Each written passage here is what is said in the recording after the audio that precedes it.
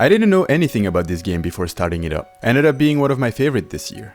Let's go. I'll try to summarize it in short. The game starts by letting me choose between the two main characters. I'm more of a winter guy. And more of a moon guy too. I'm gonna go with Valerie. Valerie? She's cooler. I like monks, I like the knights, I like the winter. We are then welcomed by a mysterious figure in the Great Archives. The Archivist. This person has been there for thousands of years, just cataloging events and timelines. And he says he wants to revisit a special story, one deserving of a witness. And I guess that's me? He invites me to hear that story with him, in order to solve the Fleshmancer situation. He talks about the mist of time, about a ray of hope, but nothing he says really makes sense yet. Valerie and Zane, our heroes, finally appear as we get into the story. We're on the look for the Elder Mist on the mountain trail. Comes a tutorial on the most basic mechanics of the game, until we set up camp for the night. Our heroes reminisce about the past and were taken 10 years ago, in the village of Mooncradle. Valerie and Zane are now joined by a third companion, Garl. A bell rings and we rush to town in order to welcome Brugraves and Erlina, two Solstice warriors, just like us once we complete our training. They leave with the Academy's headmasters Moraine, and the little group of young adventurers head towards the Forbidden Cavern. Since the new moon is out, they might finally be able to open it. Surprisingly, Valerie manages to get the door open, but they get ambushed by monsters, and Garl, in a heroic move to protect Valerie, ends up getting hurt. The headmaster comes to our rescue and decides it's time our training starts. But not Garl, as he's no Solstice warrior, but only a normal human. Along with Moraine, we go up the elevator of Zenith Academy. We learn of the goal of the Solstice warriors, protect the world against the Fleshmancer and his minions. The next day, Brugraves and Erlina are our teachers. Only for today, since they're leaving soon already. We also start working on our sewing skills to weave a magic piece of fabric worthy of the very stars, an important step to become Solstice warrior. Valerie catches a conversation between the headmaster and the warriors. They talk about the Fleshmancer and the fact that his remaining forces are weak. They don't need to train Valerie and Zane, and they should just have a normal life.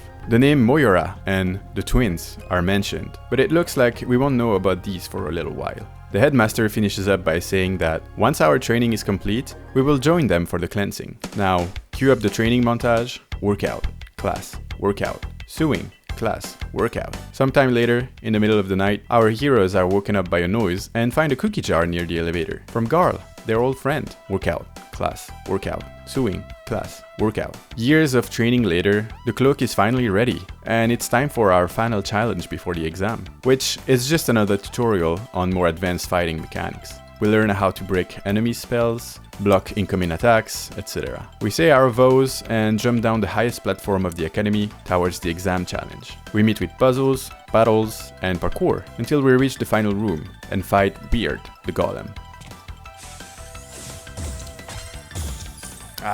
That's difficult. We defeat him and level up, so we both get to choose a bonus stat. We are congratulated by the headmaster and the village, and it's time to leave to meet the Elder Mist in order to become official Solstice warriors. Valerie and Zane are disappointed to realize Garl is nowhere to be seen. After a meeting with the Elder Mist, the two are tasked to reach Wraith Island, where they'll meet again with the other warriors and the headmaster to take on the last dweller, minion of the Fleshmancer. We proceed towards the Forbidden Cavern, just like 10 years ago. In there, we fight snail monsters and push buttons to move platforms up and down.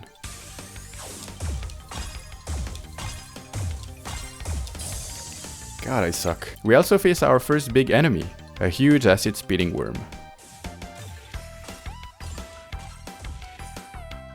My timing is awful. We slay the monster and head towards the exit. A cutscene starts playing, showing 4 mysterious figures, named after numbers, plotting in their lair. At Sunglow Lake, we do a bit of shopping and fishing before taking on the mountain trail, where we left off in the introduction. Bushes start to shake, and Garl shows up. He's also been training and preparing to leave Mooncradle when the time comes. And the trio is back together. Valerie and Zane are unsure about the danger that Garl could be facing, but he seems to have made up his mind, and they all agree to travel as a group. Garl gives us a tutorial about cooking at camps, and after a good night of sleep, the three advance towards the next step of the journey. The mountain trail is full of snail monsters, rock bulls, and goblin wanderers. I got this.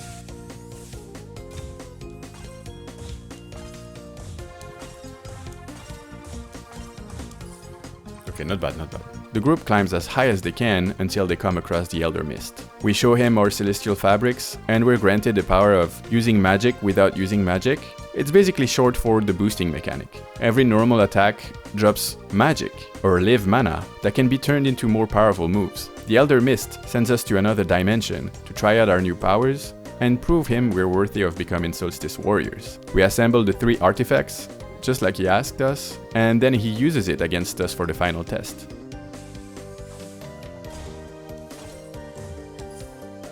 No.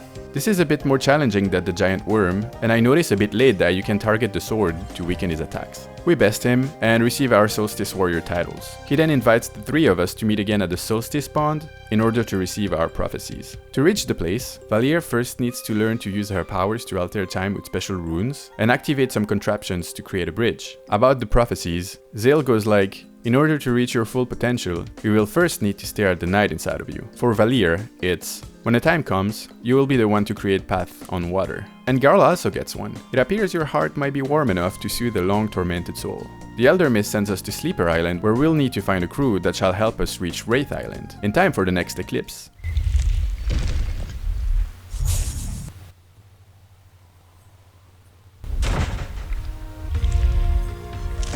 The 3 friends make it in one piece to Sleeper Island, and we now have to climb down the mountain and find a boat. This place also has wanderers and throwers with boomerangs and bombs, but also big ants that dig underground. Also, it looks like someone is following us. We XP a lot and make sure to clean the place up, so we can level up and get more powerful as we go.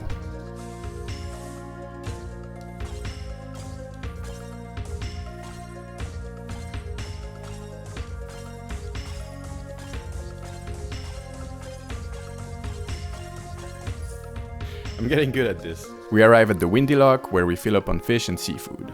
Upon reaching the most eastern part of the land, we cross paths with a pink-haired lady. Her name is Tix, and she's a traveling historian. The last one. She owns a magic book, a lore grimoire that writes the stories of the artifacts she finds, and gets super excited to meet real Solstice warriors. We set up camp, and she explains it all to the group. We agree to bring her the artifacts we find on our adventure, and she even agrees to travel together until the next step. Before nightfall, Tix reads us the story of the Vespertine, a ghost pirate ship that has been cursed by its own captain. In the morning, the group reaches the stonemason's outpost and catches the inhabitants in utter panic mode. Apparently, a certain Malkomud is preventing the villagers' job to keep the tunnels unobstructed, so the wind can play the melody, keeping the sleeper asleep.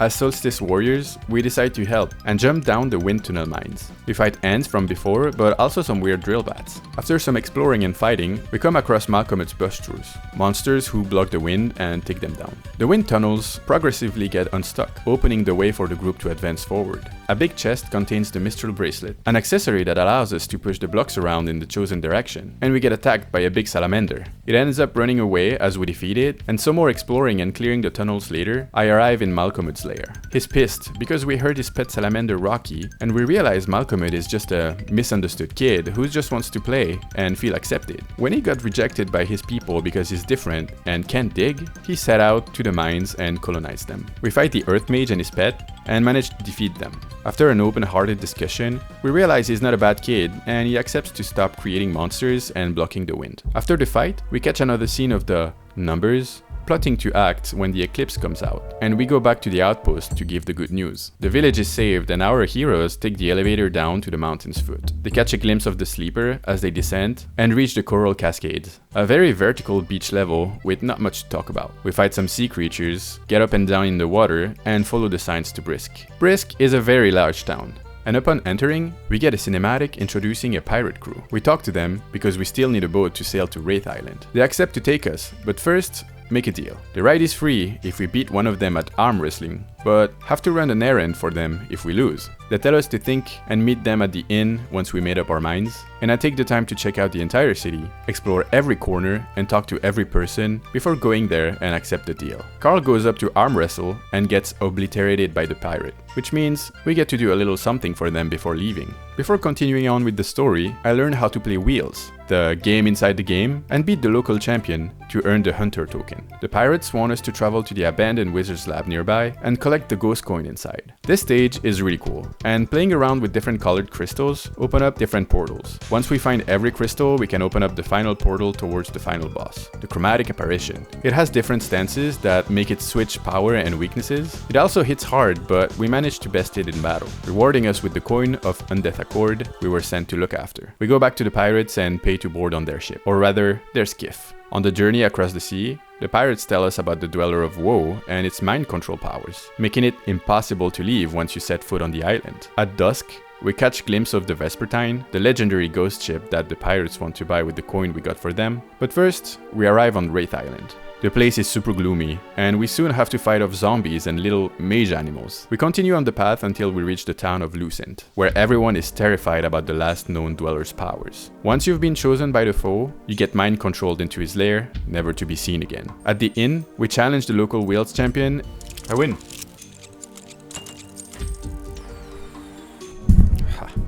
And we decide to rest before the big fight that's awaiting us. During dinner, we witness the kidnapping of a villager and run after him to try to save him. We follow the victim's trace to the cursed woods, where we fight more zombies, tree monsters, and plants that obstruct the way with their thorns. We catch up with the guy in front of a big gate and get pushed away when we try to do something about it. As we decide to turn around, Garl gets chosen as well, and a mysterious assassin that look a lot like the pirate's captain comes out of nowhere to immobilize him. She says the only way to save Garl is to fetch a soul stone, and she'll help us to get it. We add her to our team, since Garl is unable to move.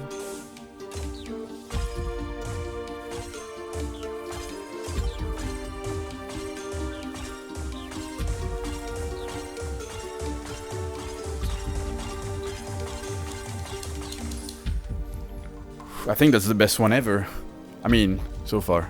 And make our way back to Lucent to let him rest while we get the soul stone. The assassin, whose name is Serai, tells us about the necromancer's lair, where Romaya, one of the three sisters, the evil one, uses the stones to remain free of the dweller's grasp. To reach the place, we have to pay the ferryman with the coin we collected earlier. The island is full of, you guessed it, zombies, ghouls, and skeletons. And we reach the entrance of the lair, guarded by Duke Aventry. The former owner of the mansion, he's been turned into an undead protector of the necromancer.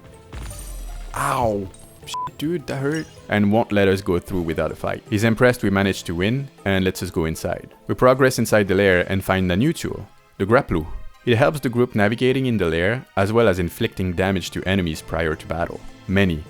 Many puzzles and enemies later, we unlock the door to the necromancer's hideout and challenge her for the stone. She summons undead companions to fight on her side, but we manage to best her. She is forced to give us what we came for. Back in Lucent, Serai disappears, and after a few days of rest, Garl awakens and feels all better. Around the same time, our companions from Zenith Academy get here too, Erlina and Brugraves, as well as Headmaster Moraine. Without losing any time, we are ready to confront the Dweller in battle, defeat it, and finally stop the last of the Fleshmancer's minion once and for all. We travel to the mansion, open the gate, and are tasked to defeat the botanical horror in the gardens before joining forces on the Dweller of Woe. Serai comes back to assist us, and we can now switch a group of 3 with our favorites. After a long trip in the ballroom fighting dancing ghosts, I get interrupted. Oh shit. Is that because of the thunder? Damn. Scared me.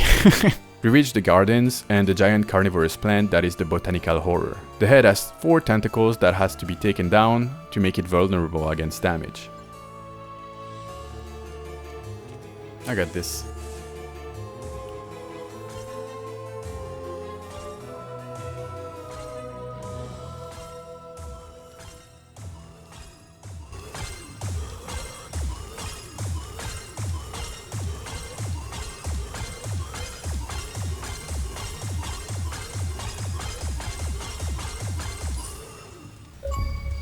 Did I make it?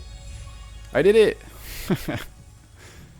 25 times. Finally. I managed to defeat the monster in only 2 phases, since I finally mastered the Moonerang after all this time. This step complete, Serai leaves again, and we go back to our team. The coast is clear to enter the Dweller's lair. The foe appears, and it's 5 against 1. Magic attacks deal huge damage as long as we can keep the Headmaster's rune active. After a while of battle, it's obvious we need more Eclipse light if we want to succeed, and Garl is tasked to get on the roof and find a way to make it happen. He dynamites the roof and triggers the Dweller to show his true form. Cute. Another long fight ensues, as the enemy is tougher than anything we fought before. But thanks to our joint efforts, the Solstice warriors come out on top, and the Dweller finally goes down. All is left is its core, and this happens.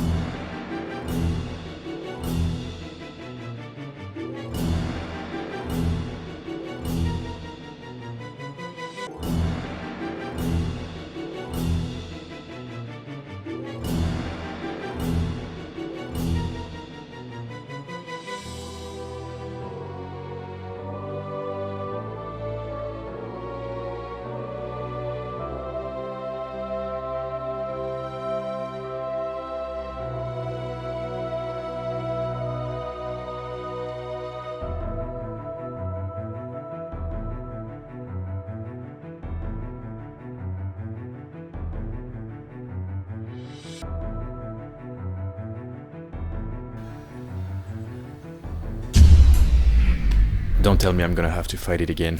Of course there's thunder outside. It's like the worst timing. It's like the longest fight. I guess we're doing it again. Of course the thunder strikes my house at the best time possible, and of course it didn't save. So not only I get interrupted during the coolest moment of the game, but I also have to replay the longest fight. But oh well, where were we?